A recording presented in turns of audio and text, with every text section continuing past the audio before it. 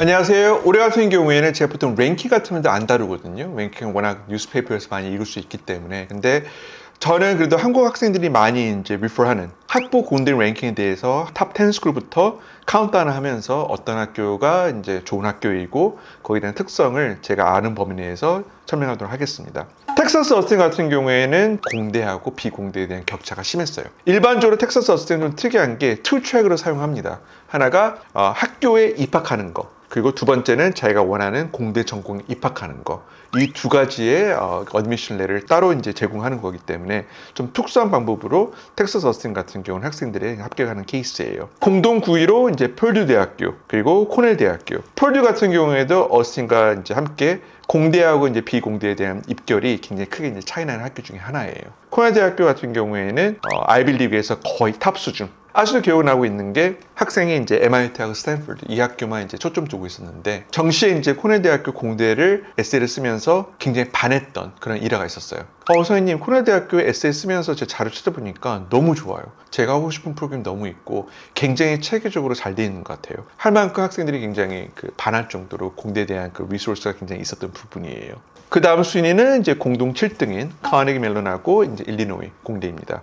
일리노이 공대 같은 경우에도 들어가기 참 힘들어요. 웬만하면 제가 얼리 액션 추천을 안 해주는데 인기 있는 그런 임팩트 전공 같은 경우에는 무조건 얼리 액션에 빨리 지원해서 지원하는 게 중요하고요. 보통 이제 CS나 탑 전공 같은 경우에는 이제 못 들어가지만 한편으로는 그 시스템 엔지니어링하고 중위권 수준에 있는 그런 공대에서 노려가지고 합격 케이스가 있었어요. 카네기 멜론 같은 경우에는 EE하고 CS가 굉장히 유명하지만 한편으로는 학부모님들이 학생들이나 인포메이션 시스템도 좀 한번 심각하게 리서치를 해봐가지고 그 전공이 오히려 나한테 더 맞을 수가 있다는 부분을 한번 고려를 해보셔가지고 부모님께서는 좀 리서치를 해보시기 바랍니다. 미시간 공대 이 학교 같은 경우 참 특이한 게 전공을 이제 어느 정도 쉽게 바꿀 수 있어요. 미시간이랑 이제 어스틴 이 두 학교, UCLA 이 세 학교 같은 경우에는 낮은 전공을 선택하면서 CS로 들어갈 수 있는 어느 정도 가능성이 있는데 이 학교 같은 경우는 학교의 제한적인 부분은 거의 없어요. 그냥 프리레코드에서 어느 정도 3.0, 3.4 GPA를 받고 그 정도 되면 우리는 다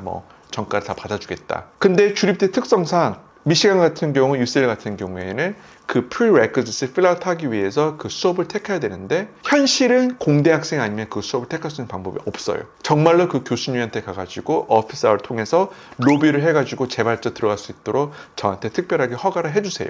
prerequisite, 선수 과목을 이수하기 위해서 학생들이 많이 노력해야 되는 그런 조금 이제 어려운 부분이 있기 때문에 그 인기 전공 CS나 이 쪽으로 전과를 하고 싶다면 들어가자마자 오리엔테이션부터 수업을 짤 때부터 그 전략을 세워야 된다는 그런 큰 부담이 있습니다. 그리고 공동 4위 조지아텍, 그리고 칼텍 이 두 학교 있는데 칼텍은 전통적으로 SAT가 막 1580, 90 아니고 1510이라도 본인이 생각하기에 경시대회에서 그쵸 올림피아드나 그런 데서 이제 좋은 결과를 얻었다면 전략적으로 칼텍에 많이 지원을 해가지고 그 합격 결과를 확보하는 게 중요합니다. 그리고 이제 버클리가 부동의 3위인데 버클리가 일반 종합 합격률이 작년 기준으로 봤을 때는 대략 11%예요. 종합 합격률이 11%인데 막상 버클리 공대를 보니까 공대 합격률은 7%였었어요.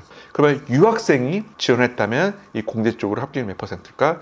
제가 봤을 때는 거의 절반 수준 3%, 4%, 4.5%였을 거예요. 그래서 제가 여러 번 말씀드렸죠.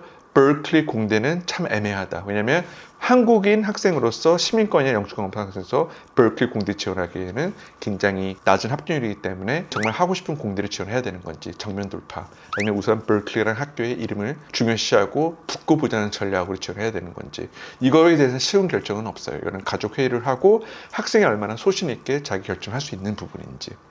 다시 이제 랭킹으로 돌아오면 부동의 2위하고 1위. 솔직히 말씀드리면 MIT, 스탠포드는 두 개 1, 2위를 플립하면 될 것 같아요. 여기서 이제 1등하고 2등 의미 부여하기는 쉽지는 않습니다. MIT는 기억나는 게 MIT 총장이 예전에 한 말이 기억나요.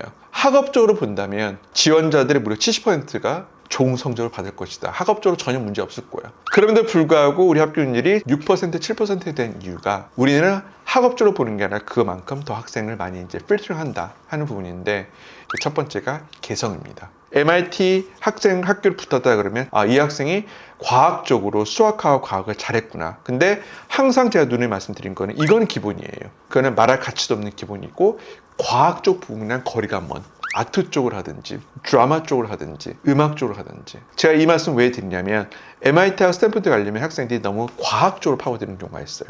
그걸로만 충분한 프로파일을 못 만듭니다. 왜냐하면 스탠포드하고 MIT 같은 경우에는 훌륭한 과학자들을 찾는 게 아니거든요. 학업적인 포텐셜 보여주고 다방면으로 포텐셜 보여주는 학생들. 그래서 이런 것만 유념하시고 절대적인 랭킹보다는 그냥 재미있는 하나의 펀 포인트, 가벼우면서도 재미있는 전략으로 조언을 받아주셨으면 합니다. 감사합니다.